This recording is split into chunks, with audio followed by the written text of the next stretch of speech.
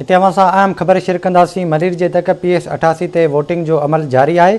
Election commission पारां हलीम आदिल शेख खे तक मां निकिरी वञण जो हुकुम जारी कयो वियो आहे। तव्हांखे अपडेट कंदा हलूं। अहम ख़बर आहे त मलीर में PS 88 ते वोटिंग जो अमल जारी आहे। इलेक्शन कमीशन पारां हलीम आदिल शेख खे तक मां निकिरी वञण जो हुकुम ॾिनो वियो आहे।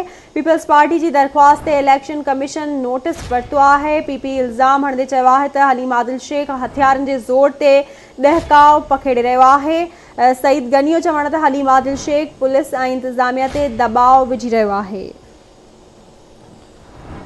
हिकु भेरो ॿीहर आवां ताईं अहम ख़बर पहुचाई पिया। मलीर जे तक PS 88 ते वोटिंग जो अमल जारी आहे।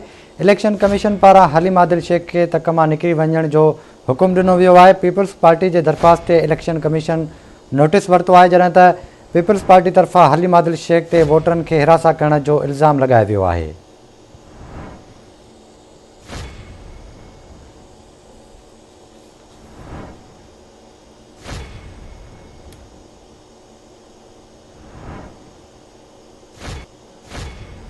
इन हवाले से राब्तो कयो आहे मलीर में आवाज़ TV जे रिपोर्टर आसिफ जतोई सां। जी आसिफ, कहिड़ा अपडेट्स आहिनि? जी बिल्कुल। अॼु जेका PS 88 ते जेका ज़मीनी इलेक्शन थी रही आहे उन हवाले सां तव्हांखे ॿुधायां त अॼु सुबुह जो पाकिस्तान पीपल्स पार्टी जे कैंडिडेट यूसुफ बलोच जेको आहे सो एतराज़ कयो हुयो इलेक्शन कमीशन में ऐं लेटर बि लिखियो हुयो।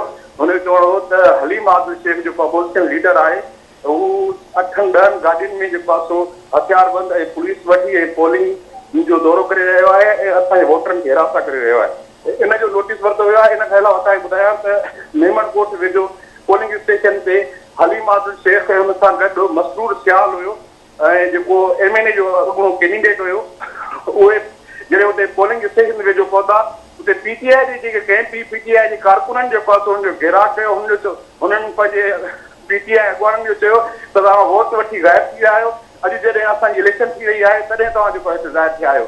जंहिं ते जेको आहे मुंहमारी थी। उन बाद हलीम आदिल शेख जे जेके गार्ड आहिनि उन्हनि फायरिंग कई, हवाई फायरिंग कई ऐं उतां उहे फ़रार थी विया।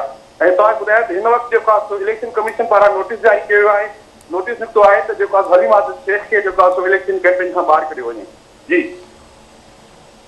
ठीकु आहे आसिफ, वॾी महिरबानी तफ़सीलनि खां आगाह करण लाइ।